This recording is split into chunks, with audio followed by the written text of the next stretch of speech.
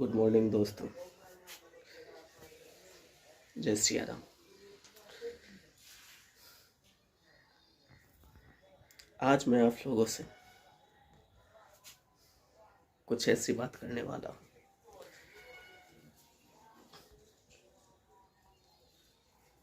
जिससे कुछ न कुछ बातें तो बनेगी। मैं एक अद्भुत जीवन और संघर्ष की कहानी बताऊंगा। हो सकता है आप लोगों को इंटरेस्ट अभी नहीं आया, समझ में नहीं आया, क्योंकि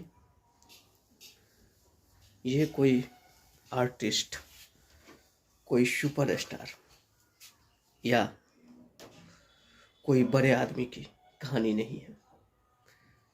ये एक आम इंसान की कहानी है। वो आम इंसान जो जीवन भर संघर्ष करता है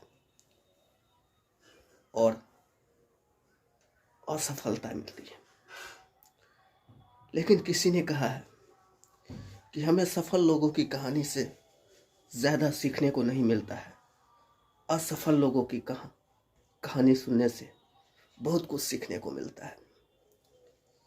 क्योंकि वो असफल हुआ है और असफलता पाते पाते वो सफलता जब मिलती है उसकी, तो वो बहुत सारी चीजें को बारीकी से सीख लेता है और समझ लेता है, तब वो सफल होता है।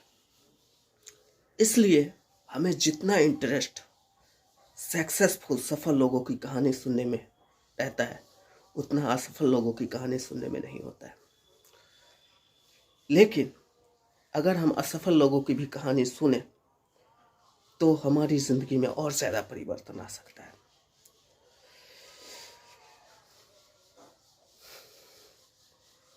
और हर दिन 7 बजे शाम में आपको इसका एक पार्ट मिल जाएगा।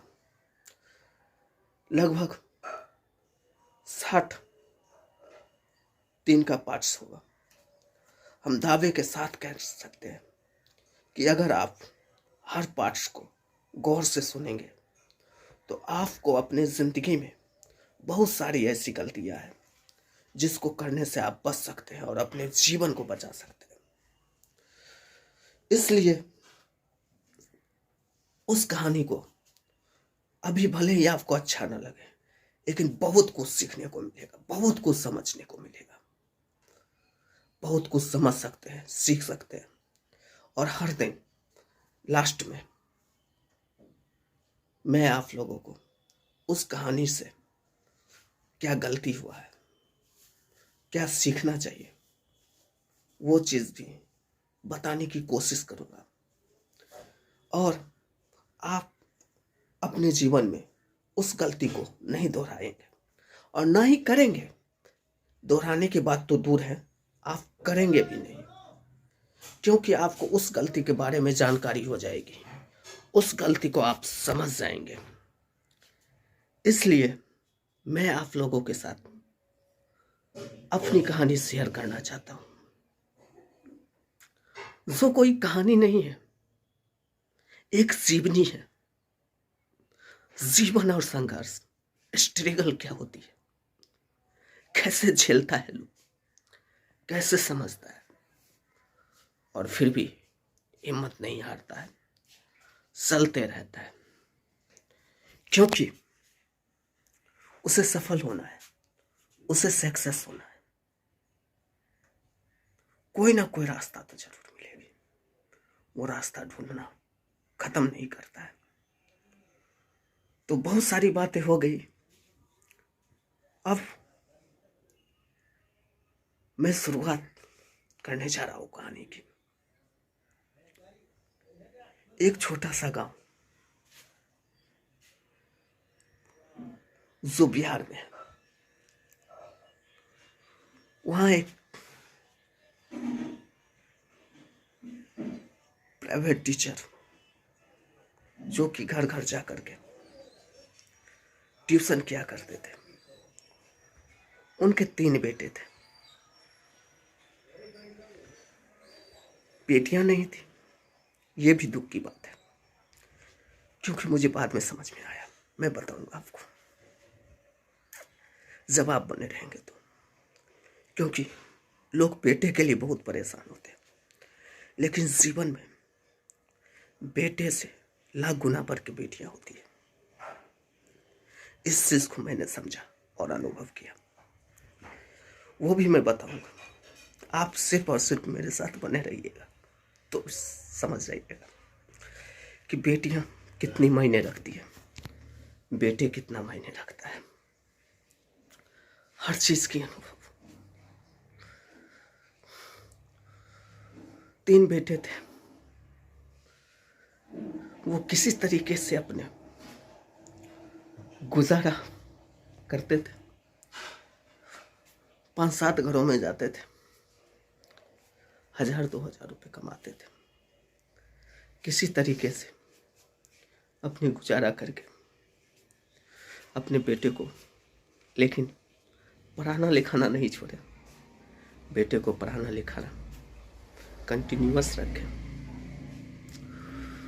उनके बड़े बेटे जो थे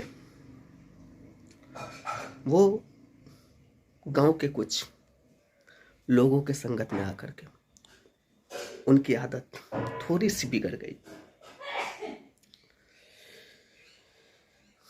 थोड़ी नशा में चले गए, और जिसके कारण 10वीं में किसी तरीके से उनका फॉर्म भरा गया। एक बार वो फेल कर गए। पापा बोले नहीं, इसे तो पढ़ाना है। तो क्योंकि पिता पिता होता है, पिता से बढ़ के कोई नहीं होता है, तो वो बोले दूसरी बार फिर देखेंगे। फिर दूसरी बार उन्होंने उनको फॉर्म भराया, फिर वो फेल कर गए। अब उन्हें समझ में नहीं आता था कि ये आखिर करेगा क्या, क्योंकि उनकी आदत भी कुछ गलत हो गई थी। तो इसी तरीके से बात चल रही थी। ये लगभग 2000 ईस्वी की बात है। तो वो बोले कि हम अब कमाने जाएंगे, क्योंकि पढ़ तो पाते नहीं हैं, कमाने जाएंगे। पापा बोले ठीक है चले जाओ। कहाँ जाओगे? दिल्ली। तो वो दिल्ली चले गए। ठीक, आगे की कहानी अगले एपिसोड में बताएंगे। अब इससे क्या सीख मिलता है, इसके बारे में थोड़ा देखेंगे।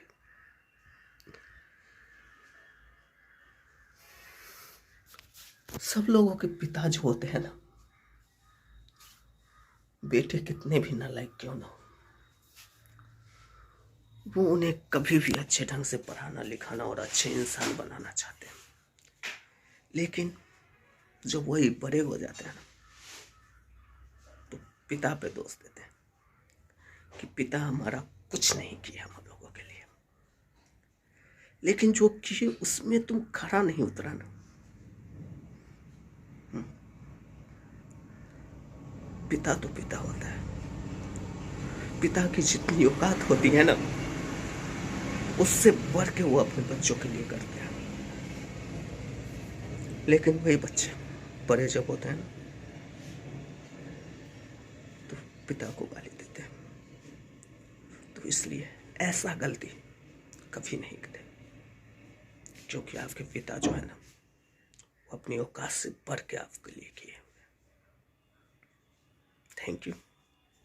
मिलते हैं फिर अगले एपिसोड में। बाय।